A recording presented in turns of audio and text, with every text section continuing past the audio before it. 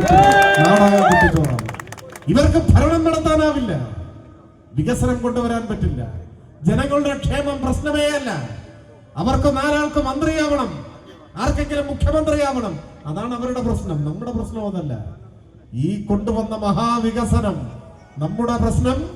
Pension ഇനിയും കൂട്ടണം, കൂടുതൽ പേർക്ക് പെൻഷൻ കിട്ടണം, നമ്മുടെ സ്കൂളുകളും ആശുപത്രികളും ഇനിയും ലോകോത്തര നിലവാരത്തിലെത്തണം, കേരളം ഇനിയും അഭിവൃദ്ധിപ്പെടണം, നമ്മുടെ നാട് പുരോഗമിക്കണം, നല്ല ഐശ്വര്യ സമ്പൂർണമായ ഒരു കേരളം, അഭിമാനത്തോടെ സമാധാനമായി ജീവിക്കാൻ കഴിയുന്ന ഒരു നല്ല കേരളം ഇവിടെ നിലനിർത്താൻ ഇടതുപക്ഷമല്ലാതെ വേറെ ആരുമില്ല, നമ്മളല്ലാതെ വേറെ ആരുമില്ല. അതുകൊണ്ട് നമ്മുടെ നാട്ടിലെ എല്ലാവരെയും ഇടതുപക്ഷത്തിന്റെ കൊടിക്കീഴിലേക്ക് കൊണ്ടുവരുന്നത് കേരളത്തിന്റെ നാളെയെ കരുതി.